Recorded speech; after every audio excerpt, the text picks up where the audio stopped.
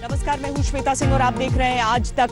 खबरदार की शुरुआत आज हम बॉलीवुड अभिनेता सुशांत सिंह राजपूत की मौत से जुड़ी एक ब्रेकिंग खबर से कर रहे हैं। खबर दरअसल ये है कि महाराष्ट्र के गृह मंत्री ने ये कहा है कि बॉलीवुड में जो दुश्मनी का एंगल है, बॉलीवुड राइवलरी, उस एंगल से भी जांच हो सकती है सुशांत सिंह राजपूत की मौत के मामले में। हम आपको सुनाते हैं उन्होंने क्या कहा है। एक्टर सुशांत सिंह राजपूत, इनका जो पोस्टमार्टम रिपोर्ट आया है उसके जरिए से उन्होंने आत्महत्या की है, ये बात सामने आई है। मीडिया के द्वारा जो बात सामने आ रही है कि फिल्म इंडस्ट्री के बिजनेस राइवलरी के कारण इन्होंने आत्महत्या की है, ये एंगल की भी जांच पुलिस विभाग करेगा। अनिल देशमुख की बात आपने सुनी है। दरअसल सुशांत सिंह राजपूत जिस तरीके से गए इस दुनिया को छोड़ के, उसके बाद से सब कोई सदमे में है कि एक सफल व्यक्ति इस तरह के कदम अगर उठा रहा है, उसके कारण क्या हो सकते हैं। अब अगर महाराष्ट्र की गृह मंत्री की तरफ से यह बयान आया है कि इस एंगल को लेकर भी इन्वेस्टिगेशन हो सकती है, इसको लेकर भी जांच हो सकती है, तो ये एक बड़ी बात है, क्योंकि बहुत सारी चीजें ऐसी निकल कर आ रही थी सामने। खासकर अगर हम कुछ उनके अपने बॉलीवुड के और साथियों के बयानों को देखें, जिस तरीके से सोशल मीडिया पर अपनी बातें रखी गई थी सबके द्वारा, जिस तरह से कंगना रनौत सामने आकर सुशांत राजपूत की मौत के बाद बोल रही थी और अपनी राय रख रही थी, तो ये सारी चीजें देखते हुए ये समझना भी जरूरी हो जाता है कि ये बॉलीवुड की राइवलरी क्या हो सकती है, जिसकी तरफ यहां पर बात हो रही है। हमारे साथ इस समय मेरे सहयोगी साहिल जोशी जुड़ रहे हैं। साहिल, क्या समझें, किस एंगल की तरफ इशारा किया जा रहा है?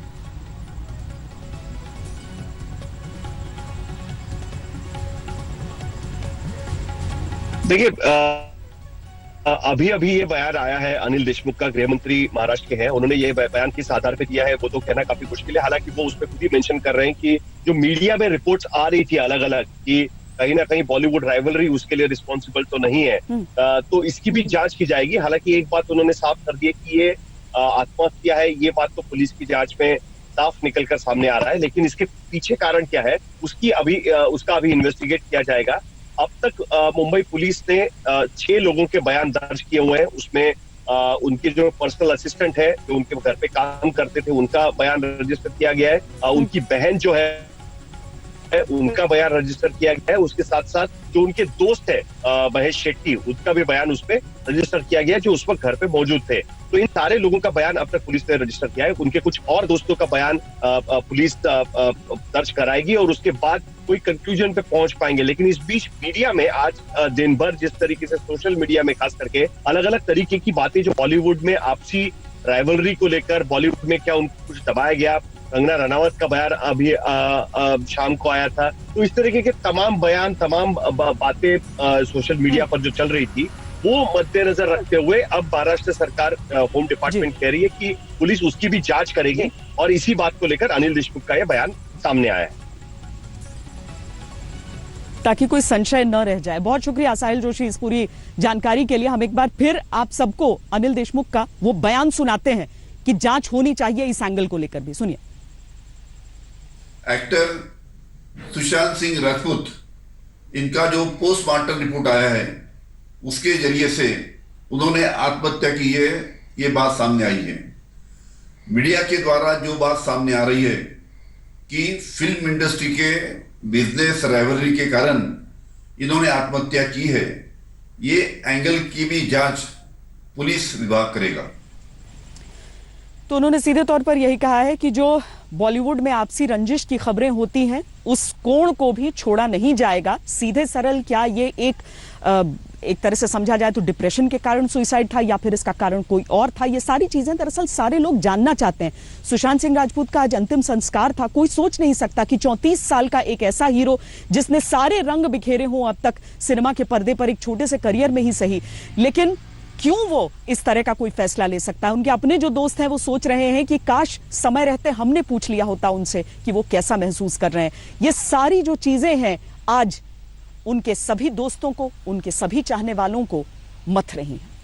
सुशांत सिंह राजपूत की जिंदगी अब एक ऐसी कहानी बन चुकी है जिसका अंत समय से पहले आ गया। मानो किसी जिंदगी का स्क्रीन प्ले लिखने वाले लेखक के पेन की निब टूट गई हो और जिंदगी की कहानी एक मोड़ पर अचानक खत्म हो गई हो।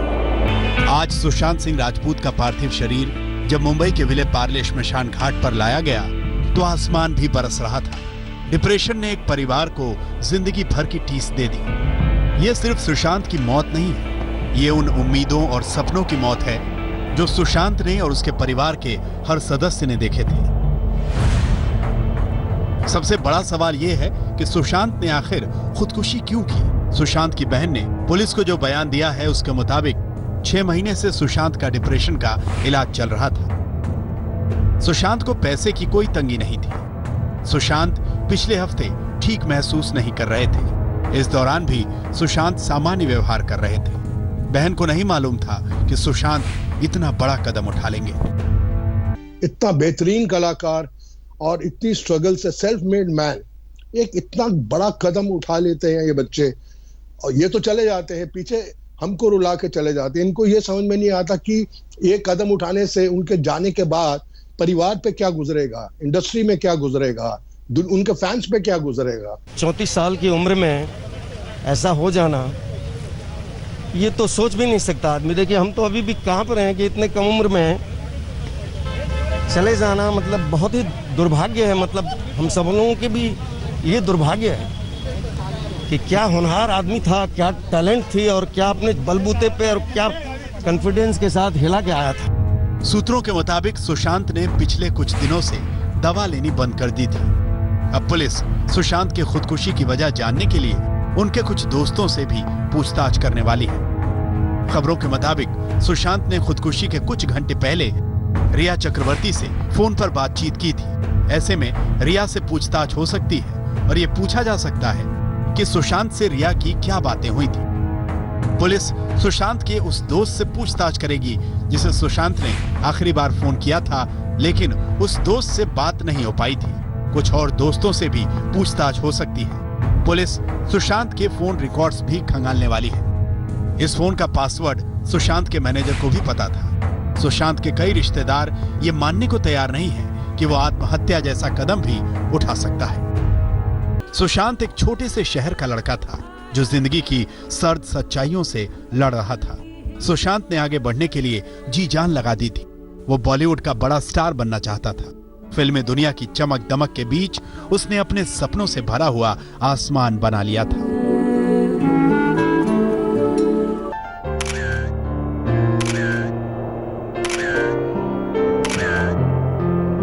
लेकिन चकाचौंध से भरी इस दुनिया के अपने अंधेरे हैं और हो सकता है कि इन अंधेरों का असर सुशांत के मन पर भी हुआ हो। फिल्म इंडस्ट्री के कई लोगों की जुबान से कुछ चुभने वाली बातें सामने आई हैं। सुशांत सिंह राजपूत की मौत ने हम सबको झंझोड़ के रख दिया है, मगर कुछ लोग जो इस चीज में माहिर हैं कि कैसे पैरेलल नैरेटिव चलाना है, वो इस तरह से चला रहे हैं कि हाँ, जिनका दिमाग कमजोर होता है वो ये डिप्रेशन में आते हैं और सुसाइड वगैरह कमिट करते हैं। जो बंदे ने स्टैनफोर्ड की स्कॉलरशिप, वो रैंक होल्डर है in his entrance for engineering, उसका दिमाग कमजोर कैसे हो सकता है? अगर आप देखें उनके कुछ लास्ट पोस्ट, वो क्लियरली कह रहे हैं कि लोगों को बैक कर रहे हैं कि प्लीज मेरी फिल्म में देखो, मेरा कोई गॉड फादर नहीं है, मुझे निकाल दिया जाएगा इस इंडस्ट्री से। अपने इंटरव्यू में वो जाहिर कर रहे हैं कि मुझे क्यों नहीं ये इंडस्ट्री अपनाती है, I feel like a left over. तो क्या इसमें इस हादसे की कोई बुनियाद नहीं है? किस तरह से अगर किसी और स्टार किड ने इस तरह से 6-7 के साल के स्पैन में काय पहुंचे, जैसे उनको कोई डेब्यू की कोई एक्नॉलेजमेंट, कोई अवार्ड नहीं मिला, या केदारनाथ या धोनी या छिछोरे जैसी फिल्म, एक गली बॉय जैसी एक वाहियात फिल्म को सारे अवार्ड मिलते। Chhichhore is the best film and the best director, उनकी फिल्म को कोई एक्नॉलेजमेंट नहीं। हमें आपसे कुछ नहीं चाहिए, हमें आपकी फिल्में नहीं चाहिए, लेकिन जो हम खुद करते हैं आप हमारे एक्नॉलेजमेंट क्यों नहीं हमें देते हैं? तो ये सुसाइड थी कि ये प्लान मर्डर था? लेकिन सुशांत की गलती यही है कि वो उनकी बात मान गया। उन्होंने कहा तुम वर्थलेस हो, वो मान गया। उसने he didn't remember what his mother told him. उन्होंने कहा कि तुम्हारा कुछ नहीं होगा, वो मान गया। वो चाहते ही ये है कि वो इतिहास लिखे और ये लिखे कि सुशांत कमजोर दिमाग का था। वो ये नहीं बताएंगे कि क्या सच्चाई क्या है। तो हमें ये डिसाइड करना है कि who will write the history, we will decide that. मशहूर फिल्मकार शेखर कपूर ने लिखा है, आप किस दर्द से गुजर रहे थे वो मुझे पता था। मैं जानता था उन लोगों की कहानी जिन्होंने आपको इतनी बुरी तरह निराश किया कि आप मेरे कंधे पर रोया करते थे। काश मैं पिछले 6 महीनों में आपके आसपास रह पाता। काश आप मुझसे बात कर पाते। आपके साथ जो हुआ वो आपका नहीं बल्कि उन लोगों के कर्मों का फल है। सुशांत ने भी कभी इस सवाल का जवाब दिया था। Nepotism is there and it's everywhere. It's just not in Bollywood. And so you can't do anything about it. But yes, so nepotism can coexist and nothing would happen. But at the same time, if you deliberately don't allow right talents to come up, then there's a problem. Then the whole structure of the industry would collapse one day. Sushant Singh Rajput की खुदकुशी ने एक साथ कई इशारे किए हैं। उनकी मौत ने फिल्मी दुनिया की चमक दमक के पीछे छिपे अवसाद को जग जाहिर किया है। साथ ही एक बार फिर ये बात सामने आई है कि डिप्रेशन किस तरह मन को जख्मी करता है और इंसान को मौत के अंधेरे कुएं में धकेल देता है।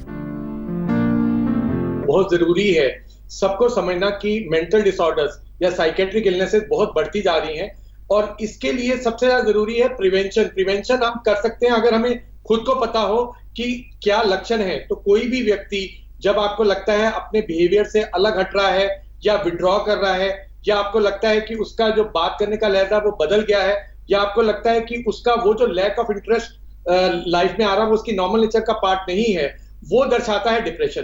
तो जो व्यक्ति उसके क्लोज है उसकी डबल जिम्मेवारी बन जाती है कि वो उसको सपोर्ट करे।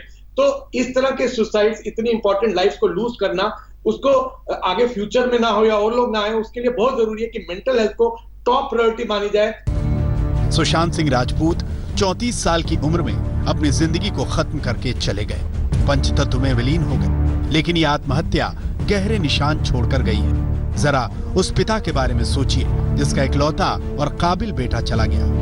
उन बहनों के बारे में सोचिए जिन्हें अब कभी अपने भाई की कलाई पर राखी बांधने का मौका नहीं मिलेगा। आत्महत्या किसी समस्या का समाधान नहीं है। जिंदगी की कोई भी समस्या जिंदगी से बड़ी नहीं हो सकती। आज तक ब्यूरो। डिप्रेशन, इसे लेकर चर्चा तब शुरू होती है जब कोई इस तरह का मामला सामने आता है। लेकिन क्या समाज ने इसे सही तरीके से समझा है? WHO ने क्या कहा है डिप्रेशन को लेकर, क्या आंकड़े प्रस्तुत किए हैं, वो हम आपको जरा विस्तार से समझाते हैं, क्योंकि ये जानना बहुत जरूरी हो जाता है कि डिप्रेशन के 26.5 करोड़ से ज्यादा मरीज इस समय दुनिया में हैं और इनमें हर उम्र के लोग हैं। ये संख्या उन लोगों की है जो सामने आए और ये स्वीकार किया कि उन्हें कोई समस्या है। बहुत बड़ी संख्या में ऐसे लोग भी हैं जिन्हें डिप्रेशन है लेकिन वो किसी को बताते नहीं हैं, और एक वर्ग ऐसे लोगों का भी है जिन्हें यह पता ही नहीं है कि वो डिप्रेशन में है। WHO के अनुसार डिप्रेशन एक ऐसी बीमारी है जिसमें लगातार उदासी बनी रहती है, सामान्य गतिविधियों में दिलचस्पी कम हो जाती है और रोजमर्रा के काम करने का मन नहीं करता। अगर ऐसे हालात 2 हफ्ते तक लगातार बने रहें तो यह डिप्रेशन हो सकता है। इसके अलावा डिप्रेशन के शिकार व्यक्ति को लगता है कि उसमें ऊर्जा की कमी है, उसकी भूख कम हो जाती है या फिर बहुत ज्यादा बढ़ जाती है, नींद या तो बहुत कम हो जाती है या ज्यादा नींद आने लगती है। इसके अलावा चिंता और घबराहट होने लगती है। कई बार मन में आत्महत्या जैसे विचार आते हैं। WHO के अनुसार डिप्रेशन का असर पुरुषों के मुकाबले महिलाओं पर ज्यादा होता है और इस बीमारी का इलाज मनोवैज्ञानिक तरीकों से और दवाओं से संभव है। वर्ल्ड हेल्थ ऑर्गेनाइजेशन के अनुसार भारत में हर 17 में से 1 व्यक्ति मानसिक बीमारियों से पीड़ित है। WHO ये भी कह चुका है कि 2015 में भारत में 5 करोड़ लोग डिप्रेशन के मरीज थे और दक्षिण एशियाई देशों में सबसे ज्यादा डिप्रेशन के मरीज भारत में ही रहते हैं। इसके अलावा भारत में 3 करोड़ से ज्यादा लोग ऐसे हैं जो चिंता और उससे जुड़ी घबराहट के शिकार हैं। इस हिसाब से भारत में करीब 8 करोड़ लोग ऐसे हैं जिन्हें किसी न किसी तरह की मानसिक बीमारी है। ये ऐसे मामले हैं जो सामने आए हैं और जो मामले सामने नहीं आए उनका तो कोई हिसाब ही नहीं है। WHO अपने एक लंबे डेटा विश्लेषण के जरिए यह बता चुका है कि 2005 से लेकर 2015 के बीच पूरी दुनिया में डिप्रेशन के मरीजों की संख्या 18.4% बढ़ी। पूरी दुनिया में हर साल करीब 8 लाख लोग आत्महत्या कर लेते हैं। डिप्रेशन को आत्महत्या की सबसे बड़ी वजह माना जाता है। हर 45 सेकंड में एक इंसान मानसिक अवसाद की वजह से अपनी जान दे रहा है।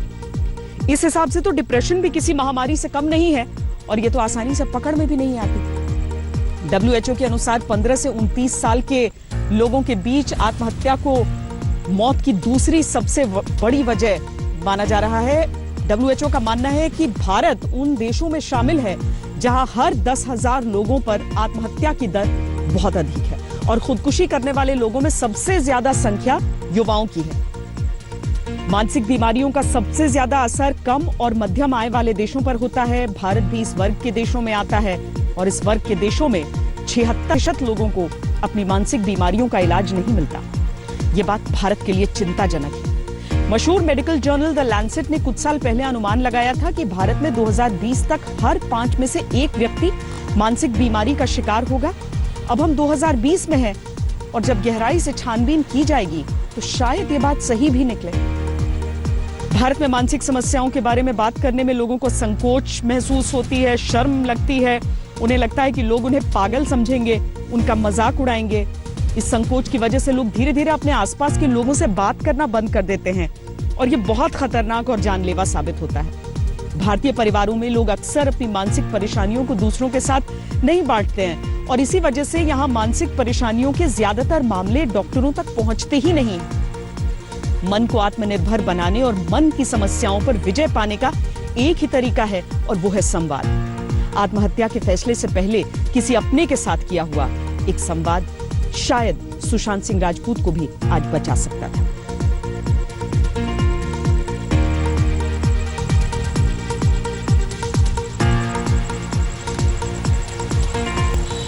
और जरूरी है कि इस तरह की घटनाओं पर वाकई विचार हो और लोग सिर्फ एक घटना, एक मशहूर, एक सेलिब्रिटी, एक हस्ती की मौत के बाद उसे भूल न जाया करें, क्योंकि बॉलीवुड से लेकर हॉलीवुड तक ऐसी तमाम घटनाएं हमारे सामने हैं।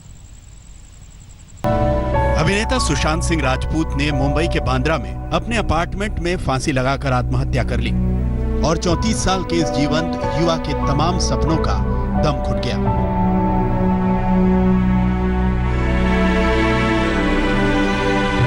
सुशांत ने अपनी आखिरी इंस्टाग्राम पोस्ट 3 जून को की थी। इस पोस्ट में उन्होंने अपनी मां के बारे में एक भावुक कर देने वाला नोट लिखा था। सुशांत के मां की मृत्यु 2002 में हुई थी।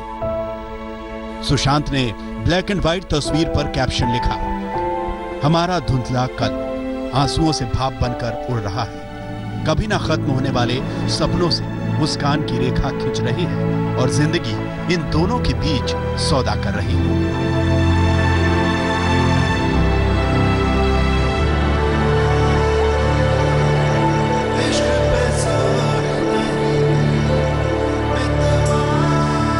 सुशांत ने छोटे पर्दे पर अपना मकाम हासिल किया, फिर फिल्मों में आए और अपनी एक जगह उन्होंने बना ली। आखिरी बार उन्हें नितेश तिवारी की फिल्म छिछोरे में देखा गया था। इस फिल्म में इस बात पर जोर दिया गया था कि चाहे जिंदगी में कितनी भी मुश्किलें आएं, कितनी भी नाकामियां हों, हार नहीं माननी चाहिए और आत्महत्या का रास्ता कभी नहीं चुनना चाहिए। कहानी तुमने शुरू की है, खत्म हो सब साथ में लगे करें। लेकिन सुशांत मन में आए नेगेटिव विचारों से जीत नहीं पाए। ऐसी दुखद घटनाओं पे सिर्फ सहानुभूति होना, पीड़ा होना काफी नहीं है। हमें उससे कुछ सबक सीखने होंगे। सबसे पहला सबक, अगर कोई व्यक्ति दुखी से गुजर रहा है, परेशानी में है, तो उसकी मदद करने को आगे आए समय रहते हुए। दूसरे, अगर बीमारी के कारण कोई परेशान है तो उसे नेगेटिव एटीट्यूड ना दे, स्टिग्मा ना दे, उसको आशा और उम्मीद जताएं, उसको इलाज करवाने में मदद कराएं और सामाजिक माहौल बदलें कि ज़्यादातर लोग सामने आएं, इलाज करवाएं और खुदकुशी और आत्महत्या का हम प्रिवेंशन कर सके, रोकथाम कर सके। सुशांत अकेले नहीं है। 2013 में अभिनेत्री जिया खान ने भी अपने जुहू के अपार्टमेंट में आत्महत्या कर ली थी। अप्रैल 2016 में बालिका वधू के रूप में मशहूर टीवी एक्टर प्रत्युषा बनर्जी ने भी मुंबई में अपने अपार्टमेंट में खुदकुशी कर ली। 1964 में मशहूर निर्देशक और अभिनेता गुरुदत्त भी अपनी जिंदगी की लड़ाई डिप्रेशन से हार गए थे। सिर्फ 39 साल की उम्र में गुरुदत्त अपने किराए के अपार्टमेंट में मृत पाए गए। उन्होंने 3 बार खुदकुशी की कोशिश की थी, यानी डिप्रेशन उन पर पूरी तरह हावी हो चुका था। हॉलीवुड में ऑस्कर जीतने वाले अभिनेता रॉबिन विलियम्स की मौत ने पूरे हॉलीवुड को सकते में डाल दिया था। 2014 में डिप्रेशन की वजह से उन्होंने कैलिफोर्निया में अपने घर में आत्महत्या कर ली थी। सबसे बड़ा विरोधाभास ये था कि रॉबिन विलियम्सन की ज्यादातर जिंदगी लोगों को हंसाने में बीत गई थी, लेकिन वो अंदर ही अंदर गहरी उदासी से भरे हुए थे और इस बात को उनके आसपास के ज्यादातर लोग समझ नहीं पाए। 5 अगस्त 1962 को मशहूर अभिनेत्री मर्लिन मुनरो भी अमेरिका के लॉस एंजल्स में अपने घर में मृत पाई गई थी। उनके हाथ में एक टेलीफोन था और पास में डिप्रेशन का इलाज करने वाली गोलियों की खाली बोतलें पड़ी थी। दुनिया के सबसे सफल बैंड्स में से एक निर्वाणा के मशहूर गायक कर्ट कोबेन ने भी 1994 में सिर्फ 27 साल की उम्र में आत्महत्या कर ली थी।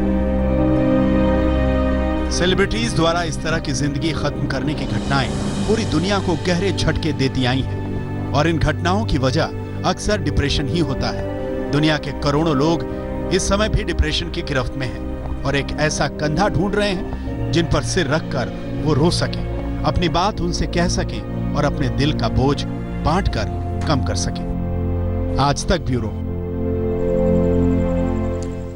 दिक्कत ये हो जाती है कि ऐसी बीमारियों के साथ एक स्टिग्मा जुड़ जाता है, लेकिन जरूरी नहीं जो चीजें आपको समझ में ना आए वो गलत ही हो। संवाद, जैसा कि हमने आपको कहा, सबसे अच्छा रास्ता इसका होता है। अपने दिल में कोई बात हो तो दूसरों से करते रहें, दूसरों के दिल को वक्त वक्त पर, यानी अपने दोस्तों को, रिश्तेदारों को टटोलते रहें। बहरहाल अब हम बात पाकिस्तान की करते हैं, चूंकि पाकिस्तान में अचानक आज भारत के 2 उच्चायोग के 2 कर्मचारी जो थे वो लापता हो गए। बहुत देर तलाश चलती रही। सीआईएसएफ के ये कर्मचारी थे, भारत की तरफ से खबर आई कि सीएसएफ के ये दोनों कर्मचारी जो थे उन्हें सड़क हादसे में गिरफ्तार किया गया और बाद में बताया गया कि दोनों कर्मियों को रिहा कर दिया गया। पाकिस्तान में दोनों भारतीय कर्मियों के साथ क्या हुआ इसका अभी पूरा ब्यौरा सामने नहीं आया है, लेकिन आज सुबह आधिकारिक काम से निकले दोनों कर्मचारियों से जब भारतीय उच्चायोग संपर्क नहीं कर सका था तो भारत चिंतित हुआ था। इस्लामाबाद में भारतीय उच्चायोग और नई दिल्ली में भारतीय विदेश मंत्रालय ने पाकिस्तान के सामने इनका मामला उठाया। दोनों चूंकि सीआईएसएफ से जुड़े हैं इसीलिए उनको डिप्लोमेटिक इम्यूनिटी भी नहीं है। यह घटना भारत से पाकिस्तानी वीजा कर्मियों को निकालने और पाकिस्तान में भारत के सीनियर डिप्लोमेटिक गौरव आहलूवालिया की कार का पीछा करने की घटनाओं के बाद हुई है। ऐसे में आज हुई घटना में पाकिस्तान की कारस्तानी की आशंका से इनकार नहीं किया जा सकता। इस बीच सूत्रों से खबर यह भी आई है कि भारतीय उच्चायोग की BMW की गाड़ी जो थी वो क्षतिग्रस्त हो गई है। पाकिस्तान की पुलिस के सूत्रों ने कहा कि भीड़ ने उनके साथ मारपीट की। भारत के दोनों कर्मचारी एस पॉल और डी ब्रह्मू का मेडिकल परीक्षण होना अभी बाकी है।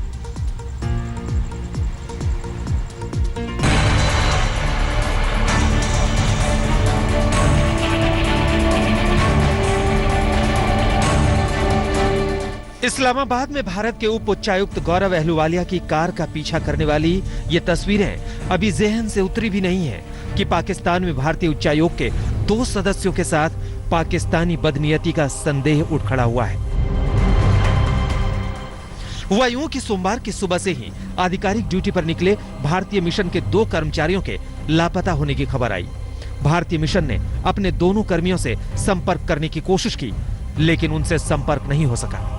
भारतीय मिशन के 2 कर्मियों के बारे में पाकिस्तान की ओर से कोई आधिकारिक प्रतिक्रिया भारत को मिलती उससे पहले ही पाकिस्तान की मीडिया ने यह दावा करना शुरू कर दिया कि भारतीय उच्चायोग के कर्मचारियों की गाड़ी ने पैदल चल रहे एक पाकिस्तानी को टक्कर मार दी, जिसके बाद उन्हें गिरफ्तार किया गया। This case where 2 of the officials are missing, no, this is absolute violation of the convention, and Pakistan should be told to, what shall I say, to comply with the Vienna Convention, and it should be told as strongly as necessary. भारतीय mission के दोनों कर्मी CISF के हैं। उनमें से एक driver है, यानी वो राजनयिक नहीं है, इसलिए उन्हें डिप्लोमेटिक इम्यूनिटी नहीं मिली है। लेकिन भारत ने इस्लामाबाद और नई दिल्ली दोनों जगह पर पाकिस्तान के सामने भारतीय मिशन के दोनों कर्मियों का मुद्दा उठाया। इस्लामाबाद में भारतीय उच्चायोग ने कहा कि पाकिस्तान के विदेश मंत्रालय के सामने यह मामला रखा गया है। तो भारत में पाकिस्तानी मिशन के चार्ज d'affaires यानी प्रभारी उच्चायुक्त सैयद हैदर शाह को तलब किया गया। भारत ने सैयद हैदर शाह के सामने अपनी सख्त नाराजगी जताई। सूत्रों का कहना है कि भारतीय विदेश मंत्रालय के सामने सैयद हैदर शाह ने यह नहीं बताया कि भारत के दोनों कर्मियों को हिट एंड रन केस में गिरफ्तार किया गया है, जैसा कि वहां की मीडिया ने दावा किया है। पाकिस्तान में भारतीय मिशन के 2 कर्मचारियों के साथ हुई यह घटना भारत में पाकिस्तानी उच्चायोग में तैनात 3 वीजा कर्मचारियों को भारत से निकालने के चंद दिनों बाद हुई है। 31 मई को जासूसी के मामले में रंगे हाथ पकड़े गए पाकिस्तान के वीजा कर्मचारियों आबिद हुसैन और ताहिर खान पर भारत ने कार्रवाई की थी। आबिद और ताहिर के ड्राइवर जावेद को भी भारत ने पर्सोना नॉन ग्रेटा का दर्जा दिया था, यानी विदेशी मिशन के ऐसे व्यक्ति जिन्हें भारत में रहने की इजाजत नहीं है। अब इस्लामाबाद में भारतीय मिशन के कर्मियों के साथ हो रहे सलूक को इससे जोड़कर देखा जा रहा है। ये जो इंसिडेंट है इसको अगर आप देखें तो 2-4 दिन पहले ही हमारी चार्ज d'affaires जो वहाँ पे थे उनकी गाड़ी टेल हुआ था, उनकी गाड़ी के पीछे कोई मोटरसाइकिल लेके चलाता रहा, पॉसिबली ISI का आदमी था। और ऐसी एक्सपीरियंस जो है हमारे डिप्लोमेट्स के वहाँ पे बहुत होता है। शायद हमने अभी जो इंडिया में किया है उनके 2 डिप्लोमेट्स को वापस किया है, ये उसी के जो है रिस्पॉन्स में है कि वो हमारे को वहाँ पे हमारे डिप्लोमेट्स को उधर हैरेस कर रहे हैं। पाकिस्तान राजनयिक संबंधों के वियना कन्वेंशन की परवाह किए बिना अपने देश में भारतीय राजनयिकों को तंग करता रहा है। लेकिन बीते हफ्तों में जब इस्लामाबाद में भारतीय राजनयिक बेहद सतर्क थे तो भारतीय मिशन के CIF कर्मियों के साथ एक घटना हो गई। भारत के विदेश मंत्रालय को बिना डिप्लोमेटिक इम्यूनिटी वाले अपने सुरक्षा कर्मियों के साथ हुए सलूक की बेहद चिंता है। इस आशंका से इनकार नहीं किया जा सकता है कि इस पूरे प्लान के पीछे ISI हो। गीता मोहन, दिल्ली, आज तक। लाइन ऑफ एक्चुअल कंट्रोल पर भारत और चीन के बीच क्या चल रहा है उसका भी अपडेट आपको दे देते हैं, क्योंकि वहां पर तनाव को कम करने के लिए लगातार बातचीत जारी है। PP14 पर बात हुई है।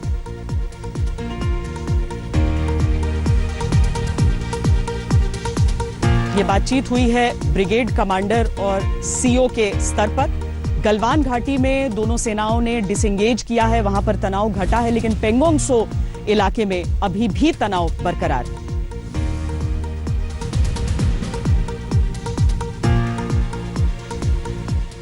नमस्कार, मैं हूं अंजना ओम कश्यप। हमें उम्मीद है ये वीडियो आपको पसंद आया होगा। लेटेस्ट खबरों के लिए यूं ही देखते रहिए आज तक, और इस वीडियो के पसंद आने पर लाइक, शेयर एंड सब्सक्राइब करना ना भूलें।